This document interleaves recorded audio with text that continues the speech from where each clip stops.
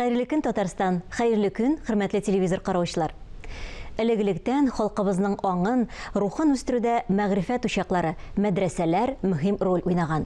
Әйтик, Галия, Хөсәйния, Мөхәммәдия, Ишбубый һәм башка тарихка кирип калган мәдрәсәләребез татар халкы мәгарифе нигезе булып тора. Коллегам Чулпан Әмири Әгерҗе районына барып, данлыклы Ишбубый мәдрәсәсе тарихы белән танышып кайтты. Рәхим итеп, шул видеоязманы сезнең игътибарга тәкъдим итәбез.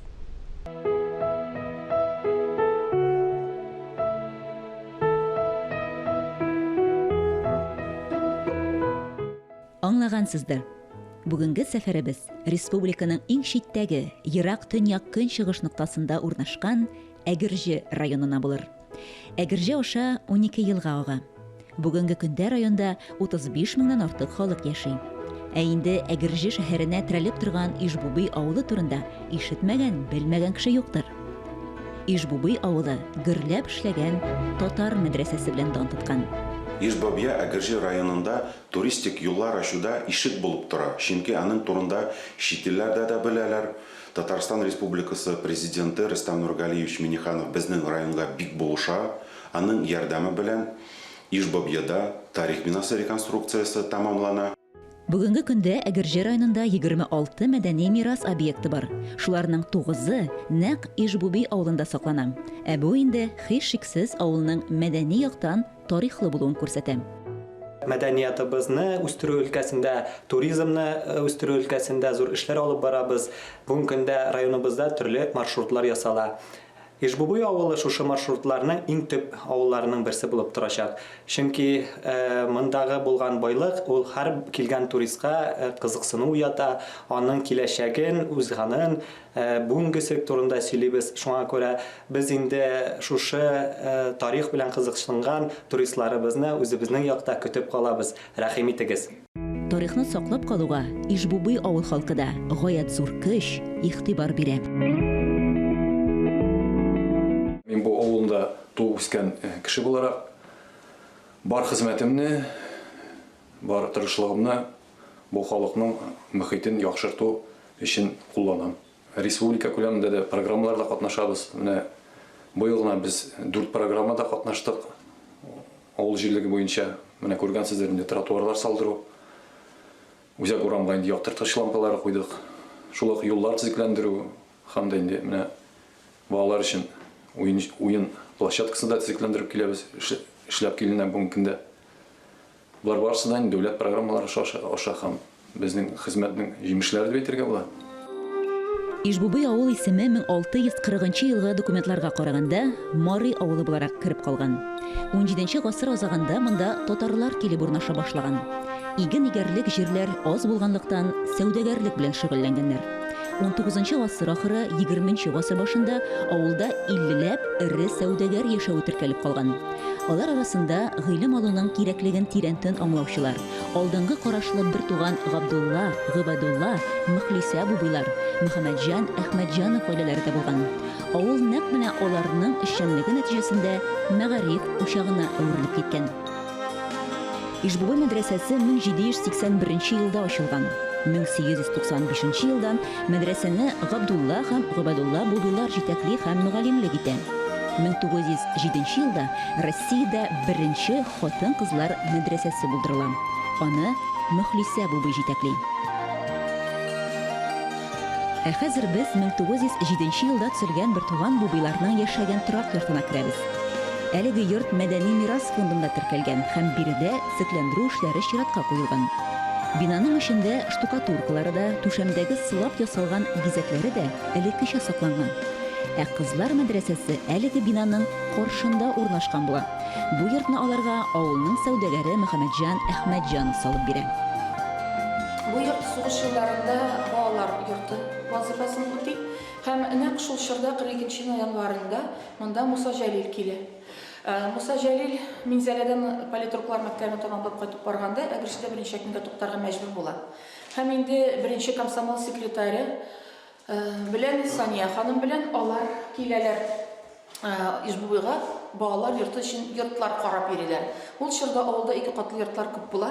Һәм инде менә шушы асты, таш өсте, агач булган йортка тукталды дип, үзенең булачак биографы Гази Кашшафка ул хатта хәбәр итә Муса Җәлил. Менә шуның белән дә данлыклы. Әти-әнисеннән төпле белем һәм тәрбия алган зыялы бер туган бубыйлар дөнья күләм танылу алган мәдрәсә ачып, никадәр белемле, зыялы шәхесләр тәрбияләп чыгара.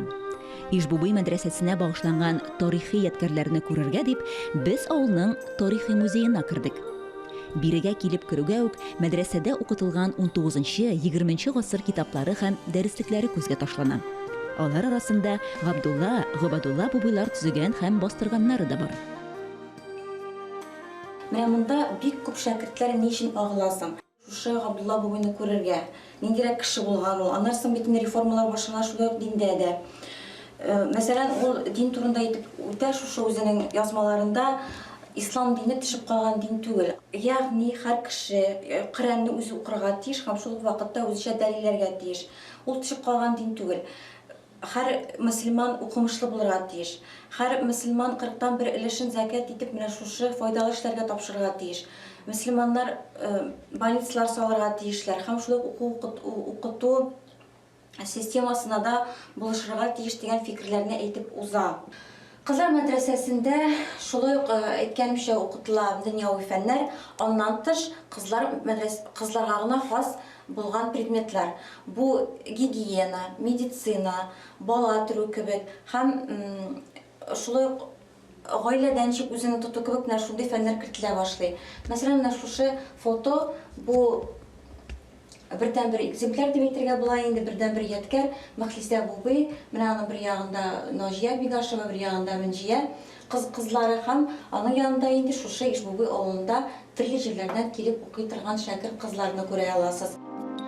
1909-1910 елларда Ишбубый мәдрәсәсе 12 сыйныфлы мәдрәсәгә әйләнә. Анда 250-гә якын шәкерт белем ала. Шулай ук музейда мәдрәсә шәкертләренең шәхси әйберләре дә саклана. Мөселман хатын-кызлар дәрел мәгълүматында кызларга белем бирү белән бер рәттән аларны тормышка да әзерләгәннәр. Мәхлисә бубыйның фикере мондый була. Хатын-кыз үзенең тормышында үзенең хуҗалыгын үзе алып бара белергә тиеш. Кул эшләренә өйрәнергә тиеш. Дөньяда төрле хәлләр була. Үлеп китәргә мөмкин ире, ялгыз калырга мөмкин, балаларны үстергә кирәк. Шул ул алган һөнәре белән тормышта көн күрергә, өйрәнергә тиеш. Шундыктан кызларга күпләп сәрпинкә, бәрхет кебек материаллар алып кайтып бирәләр. Алар алтын белән, көмеш белән, инҗи мәрҗәннәр белән шигәргә өйрәнәләр. Һәм инде менә шушы күргәзмәдә урнаштырылган калфакларның берничәсе чынлап та безнең мәдрәсә кызларының калфакларның ияләре шу мәдрәсә кызлары. Әйтик, мәсәлән, менә монда без беренче калфак минем кулда бу Сара Әхмәтҗанова дигән авылдашыбызның үзе шигеп тиккән калфагы. Дөрес, ул шигелеп бетмәй килеш калган. Әлеге калфак күренекле галимә, археограф Зәйнәп Максудованың калфагы. Ул да шу калфакны үзенең куллары белән шигеп эшләгән. 1902 елдан Ишбубый мәдрәсәсен тәмамлаган шәкертләргә рәсми рәвештә шаһадәтнамәләр бирелә башлый. Игътибар итсәгез, кайбер таныклыкларда фоторәсемнәр бар. Аларны мәдрәсәне гел 5ле билгеләренә генә тәмамлаучыларга биргәннәр. Габдулла бабайның бер сүзе бар. Хатын-кызларны укытмаган милләт паралич суккан милләт белән шагыштыра була дип әйтергә була дип әйтә ул. Менә аларның үзләренең дә укымышлы, ан белемгә тартылулары бик нык әниләре белән бәйле. Әниләре Бәдел Банат абыстай берничә тел белгән, фарсы телләрен белгән һәм үзенең кызы менә шушы Мәхлисә бубыйны да укыткан һәм беренче инде менә бу рәсми рәвештә кызлар мәдрәсәсе ачылганчы кызларны үзенең ине җыеп укыта торган булган. Аннан соң әйтәләр, аларның тәрбиядә һәр вакыт үзләреннән тыш берничә 4-5 кыз тәрбияләнеп тора торган була инде гаиләләрендә дип. Ишбубый мәдрәсәсе тарихын беренчеләрдән булып матбугатта Мөхәммәд Мәхдиев күтәреп чыга. 1969 елда Казан утлары журналының 12нче сонында аның мәкаләсе бастырыла. Ишбубый мәдрәсәсенең бай тарихын өйрәнүгә багышланган фәнни хезмәтләр, китаплар да чыгып тора. Алар арасында саллы хезмәтләре белән киң җәмәгатьчелеккә 19 гасыр ахыры һәм 20 гасыр башында татар тарихының мөһим һәм катлаулы битләрен яктырткан күренекле галимә Альта Махмутова бик яхшы таныш. Шулай ук шушы авылда туып үскән якташлары Галим Рәиф Марданов, Галимә Рафилә Гыймазова китаплары лаеклы бәя алды. Диссертация язганда да менә шул Габдулла бабайның кулъязмаларын укыганда, хатларын укыганда шулай гел уйланадыр, менә ничек итеп үзләренең алар балаларын тәрбияләгәннәр. Менә ул аның берничә баласы булган инде, егетләрдә булган, ләкин нишләптер Гали исемле кызына ул үзенең мәдрәсәсен калдырырга теләгән. Галиягә язган хатында Гылҗада булган чакта яза: "Син ди укырга тиеш. Нинди генә авырлыклар турып килсә, чыкса да укырга тиеш. Ул гыйлемнәр сиңа кирәк буламы, юкмы киләчәктә? Ләкин киләчәктә милләтеңә хезмәт итәр өчен сиңа ул гыйлемнәр кирәк, укырга кирәк" дип яза. Менә алар үзләренең балаларын кичкенәдән үзләре милләтләренә хезмәт итәр өчен дип тәрбияләгәннәр. Хәзерге көндәге мәдрәсәләргә килгәндә без ул вакыттагы мәдрәсәләрнең иң алдынгы һәм бүгенге көнебезгә туры килгән таләпләрне генә алырга тиеш, таләпләргә туры килгән әйберләрне алырга тиеш булабыз. Алар арасында мисал өчен әйтергә кирәк, татар совет педагогикасына сер түгел күп әйберләр мәдрәсәләрдән килеп керде. Хәзерге көндә безнең шушы татар совет мәктәбен бетергән кешеләр үз вакытында алар бүгенге көндә безнең мәдрәсәләр, безнең педагогик составының локомотивы булып торалар. Шуңа күрә киләчәгебез безнең якты, бәхетле, изгелекле. Әлбәттә, Мухлиса Бубиның шәхсияте безнең тарихыбызда бик тирән урын алып тора. Һәм берәй-берне генә әйтеп үтәсем килә. Андый мөхлисәләр һәрбер мәдрәсәдә берәү генә түгел иде. Фақат Мухлиса Буби үзенең шушы иҗтимагый хезмәткә аяк басуы белән тарихка кирип калды. Без алга таба авылның мәдәни объектлары белән танышуны дәвам итәбез. 19 гасыр азагында Ишбубида шәкертләр саны күбәеп киткәннән соң мәчеттә җомга намазларында кеше күп булганлыктан уку залына сыймый башлый. Һәм авылның күренекле сәүдәгәре Мөхәммәтҗан Әхмәтҗанов 1895 елда зур итеп шушы мәчетне салдыра. Мәчет шунсы белән уникаль. Биредә 3 дога кылу залы урнаша. Анда бер юлы 500 шәкерт намаз укый торган була. Әлеге мәчеттә имам булып күренекле мәгърифәтче Габдулла Буби эшли. Әйтергә кирәк, һәрбер объектта элмә такталар урнаштырылган. Менә бу бина беренче гильдия сәүдәгәре Мөхәммәтҗан Әхмәтҗанов йорты. Озакламый биредә музей булачак. 2 катлы йортның төзелеш эшләре 2017 елдан алып барыла. Һәм ул нәкъ ул вакыттагы сәүдәгәр яшәгән йортны кабатлар дип көтелә. Мөхәммәтҗан Әхмәтҗанов үз вакытында шушы авылда ирләр мәдрәсәсен тулаем үз хисабына тота.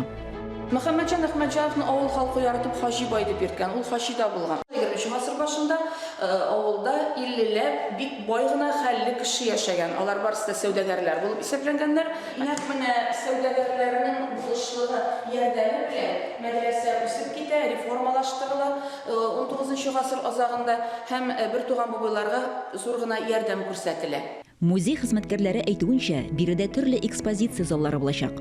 Айрым алганда Мөхәммәтҗан Хаҗиның мемориаль бүлмәсе, Ишбуби авылының сәүдәгәрләренә багышланганы һәм әлбәттә данлыклы бер туган Бубилар гаиләсе, мәдрәсәгә багышланган экспозицияләрдә айрым урын алачак.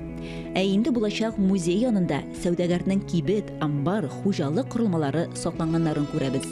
Алар 19 гасырда төзелгән һәм бердән-бер сакланган биналар булып исәпләнә. Биредә яшәүче халык турында да ассызыклап әйтергә кирәк. Алар бердәм, хезмәт сөючән, тырыш, кунакчыл халык. Бер туган Бубилар мирасын саклап калу, аларны яшь буынга җиткерү максатыннан да 2010 елда Бубилар мирасы дип исемләнгән иҗтимагый оешма барлыкка килә. Аны чын мәгънәсендә авыл язмышы, аның яткерләрен сакларга омтылучы, шушы авыл җирлегендә инде күп еллар музей җитәкчесе булып эшләгән Рәиф Гәрәев һәм Ишбубый авылында туып үскән, бүгенге көндә һәр даим авылга ярдәм кулы сузучы эшмәкәр иганәче Искәндәр Җиһангәрәев җитәкли.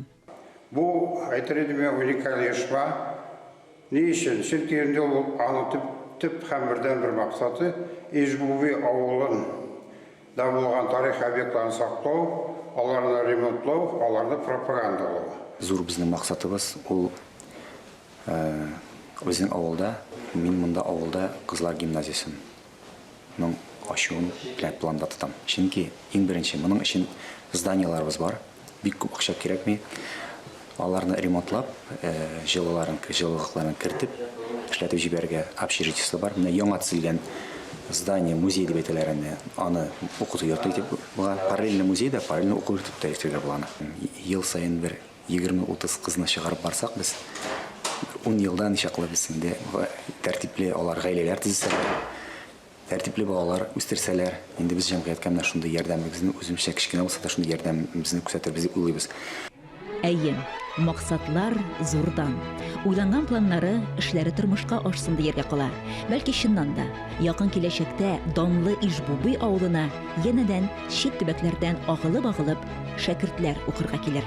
Ә бүгенге көндә Ишбубый авылы урта белем бирү мәктәбе укучылары да бубыйлар мирасын кадерләп саклый. 1993 елда мәктәбебезнең тарихын байыту йөзеннән һәм истәлеккә калдыру йөзеннән мәктәбебезгә бер туган бубыйлар исеме бирелде. Бу инде мәктәпнең данын да республика күләмендә бик нык күтәрде. Шул вакытта 1995 елда республикада беренчеләрдән булып безнең мәктәбебез Каюм Насыйри премиясына лауреат булды. Бүгенге көндә мәктәбебездә 95 укучы тәрбияләнә һәм белем ала.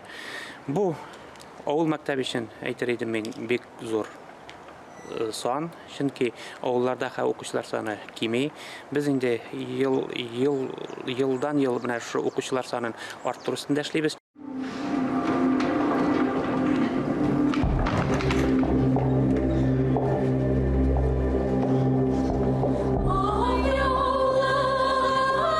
Беренче татар мөгаллимәләренең берсе булган һәм мөселман дөньясында беренче хатын-кыз Казыя Мөхлисә Бубыйга багышлап 2011 елда Тукай бүләге иясе язучы Ркаил Зайдулла пьесасы нигезендә режиссер Илгиз Зәйниев «Үлеп яратты» спектакле сәхнәләштерә. Ул Камал театрында 5 ел барды. Аны Мәскәүдә, Уфада, Оренбургта да күрсәттеләр. Төп рольне Мөхлисә Бубыйны Татарстанның халык, Россиянең атказанган артисты Дания Нуруллина башкарды.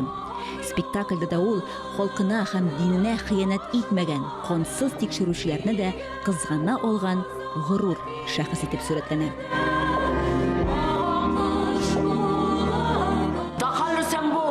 Сезнең Шабабинская. Ничәнче елда тудыгыз? 1869 елда Ишбубый авылында. Туган авылым Ишбубыйда яшәдем, кызлар мәктәбендә укыттым. Укыткан.